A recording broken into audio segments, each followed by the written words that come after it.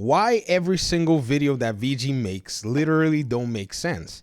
He makes opinions and assumptions based on what he thinks these companies are instead of what they actually are.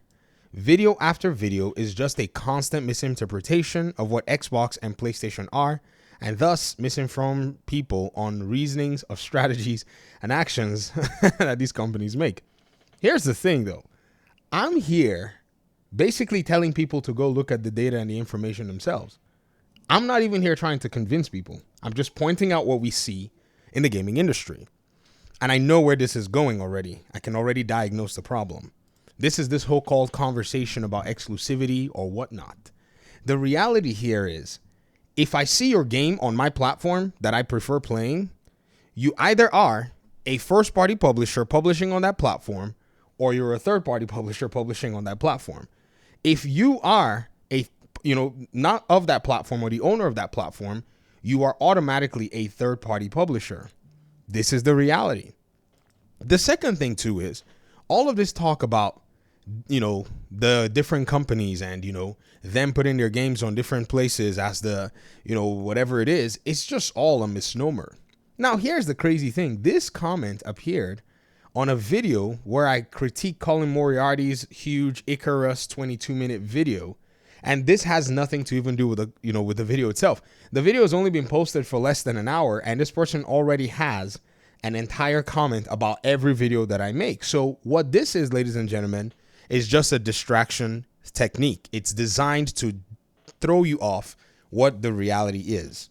So what is the reality? What am I perceiving and what is actually happening? Am I misinforming you? Am I telling you something that is not true? I guess we can look at some of my sources to see what in the world is going on in this particular thing, right? In this particular case. What I need to go ahead and showcase is, number one, how all these particular developers and these companies are all third-party developers, except for Nintendo, who can actually put exclusivity down. I can also show you why these games are all going exclusive, simply because there are so many things that actually, are happening right now, in my opinion. If you think about it, what's going on is that these live service games have come in here to eat time, to eat money, to eat attention of gamers, including all of the different contingencies that you have to look into with the gaming industry and everything going on. I mean, think about it, right? When these live service games start to pretty much dole out all that they can do, when they start to showcase exactly what they really are, well, the only option for these gaming companies is that they either sit there and just, wish that it was them that was making all that money, or watch their own games actually get siphoned in terms of time and in terms of attention. There's no running away from it. The average PlayStation 5 player in any regard is playing one of these live service games, or in some cases will play one of these single player games, and then afterwards, when it's all said and done, they'll move into live service. It's impossible to untether this from the reality. The numbers are all there. And the truth is, I don't actually have to worry. I just have to employ Matt Piscatella. I just have to employ Herman Holst. I just have to employ Phil Spencer. I just have to employ, Yoshida. And I just have to employ all of the people, Hiroki Totoki, who are running these companies to make their case. It's not a matter of what I think or my assumptions or whatever. It's what they're saying. For instance, the case of Hiroki Totoki, where he said that PlayStation needs an aggressive strategy on PC. Remember when he came out and said that? Basically, he was talking about Sony needs ways to improve its profit margins. And what they wanted to do was they wanted to take a more aggressive PC release strategy. I didn't say it. They said it. So when I say that, well, it appears to me that PlayStation is leaning towards going more day and date, not just day and date, but more day and date. They already are doing it. So Hiroki Totoki tells you, and then before you know what's going on, Lost Soul Aside shows up day one launch on Steam. Now, if you cannot draw the line and say that there is at least some relationship between this movement and also not just this movement, but games like Lego Horizon Adventures, games like Until Dawn Remake, games like all of the remasters that they're trying to put out here, if they're not telling you that these games coming day one is going to be a reality, then I don't know what else will. I mean, is this not aggressive enough that they will launch a Lego Horizon game, not launch the game on PS4, by the way, and put it on PC? Is that not aggressive enough? That they'll do a Horizon Zero Dawn remaster and bring it to PC? Is that not, aggressive enough? That they will launch a live service game day and date, and every live service game so far day and date on PC? Is that not aggressive enough? Well, there's still room for aggression, because the same Hiroki Totoki has also concluded that PC is not a threat for PlayStation 5. And this is a reality. Check it out. If you see, Sony says PC is not a major risk, probably because blanket day and date PlayStation game launches on PC are coming sooner than you think. I didn't make this conclusion. The writer here at Windows Central, Michael Hoagland, made the conclusion. When you're saying, oh, this platform that we're already publishing games is not a threat to us, then you're pretty much saying if they're not a threat, then that thing that's basically been holding you back from bringing all your games day and date, you're starting to, by messaging, remove those barriers. It's okay. Maybe when they eventually don't spell it out to you, because again, keep in mind that this was actually said in December of 2024, after they had gone ahead to launch a game like Lego Horizon Adventures on the platform, as well as their Horizon Remastered. But it was just conveniently right before they went ahead and announced that Lost Soulacide was going to be coming day one to PC. So as they're signaling us, they're acting upon it without any reservations. Again, if I'm basically perceiving this stuff, or if my debate team, which consists of the top dogs, Hiroki Totoki, Herman Holst, Yoshida, Phil Spencer, this is my crew. So again, you're not, arguing against me. You have to argue against them. And then the leak that came out of, PlayStation in 2023 also showed us how they perceive the market and how they perceive their competition. This is also part and parcel of all what's going on in the gaming industry. And I'm certain that, the reality is right in front of everybody. Here's what's going on. And, to this audience member, I would say maybe, in some sense, I probably feel your pain. You see, you've invested a lot of time in being, convinced that PlayStation was an impermeable,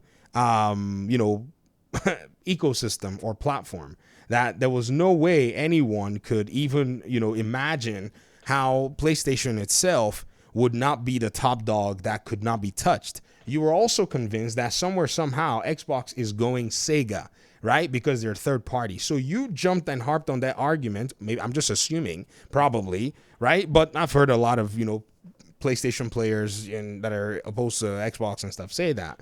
And probably you bought into that particular paradigm. You genuinely thought that Xbox was going to go the way of, Sega, not knowing that there was one more ace up their sleeves that was pretty much directly targeting PlayStation's golden goose, which was Call of Duty. Once that actually happened, or at least once they expressed interest, all of Sony's so-called superpowers were pretty much laid bare as some kind of a petty magic trick, blocking games from going to Xbox, relying on third-party games to basically fund their first-party games. But now, as they rely on that game, Xbox basically profits from that same game, and it sent a lot of the PlayStation execs telling you exactly the nature of their business. I mean, think about it. Sony Interactive Entertainment CEO Jim Ryan. I mean, I'm employing Jim Ryan to argue with me. Again, you see what I'm doing? I'm not necessarily, saying anything. I'm just employing my debate team of execs that run PlayStation and Xbox to make this case, right? So it says this, Jim Ryan in the company's response to the UK regulator said the Competition and Markets Authority addendum stated PlayStation would never recover, in quote, if Microsoft were to release a degraded version of Call of Duty on PlayStation if its acquisition of Activision Blizzard were to be approved. Ryan said a degraded version of Call of Duty on PlayStation would, in quote, seriously damage our reputation, our gamers would desert our platform in droves, and network effects would exacerbate the problem. Our business will never recover. This is not me saying this. This is not my perception. This is not me saying what I think. This is Jim Ryan saying what he knows.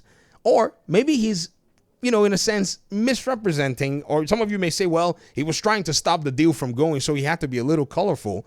What am I to do? How is that my business? I'm not the guy who said it. I'm not the guy running PlayStation that said it. So if he was being colorful, this is the picture that he's painted for me, and I'll interpret the colors as they are. Sony says the addendum from the CMA ignored this testimony from Ryan and assumed that even a degraded version of the series on PlayStation would not cause gamers to switch from PlayStation to Xbox. The addendum appears to ignore this testimony together with other evidence showing the sensitivity of gamers and assumes that even though Call of Duty is acknowledged to be important to the console competition, it could be degraded without causing gamers to switch, reads the response from Sony Interactive Entertainment. The speculation is unsubstantiated, inconsistent with the facts, and cannot rationally support a decision to find that no SLC will arise in console. So basically, what the CMA is saying is, a degraded version, you be fine. But here's what's happened. Xbox, in taking this particular company, pretty much has now maintained or assumed a much stronger position than they were in the past. And it sent their CEO scouring. It sent their executives all over the place. In fact, if they thought it could not do anything, I think the CMA had to go ahead and ignore it because they were like, well, it's a competitive market. Stop crying, stop whining, and actually, go compete. Go find a way to compete, right? I mean, it's something that, you can basically go ahead and think, would would not necessarily happen in this case. So, again, I understand, I get it. PlayStation users and PlayStation fans who want to see Xbox go the way of Sega, it's interesting because you've made a lot of these arguments and ended up being that the company, is not going anywhere. If anything, they're just doubling down on all of what it is that they're doing. Like, they're going big. Everything is big acquisition, big move in their multi-platform shift. Everything is just so big, and it's just so annoying. And, so it sucks all the attention from the news because now PlayStation is pretty much doing business with themselves being in the shadow of Xbox as a game provider, when PlayStation was supposedly this company that provided all these games. But now I think the tables have turned. So a lot of people somewhat think that, me just saying what these execs are saying is now basically subject to my own perception rather than the reality. It's all right. We'll continue to see how the gaming industry, progresses. If I'm wrong, I'll be happy to tell you that I'm wrong. If I was mistaken, I'll be happy to tell you I was mistaken. But I've been guided by the execs. I've been guided by what's been going on. And so unless things are changing, which we'll be reporting and talking about, it'll be interesting to see how things land. Thanks for watching the video. Talk to me in the comment section, and peace out.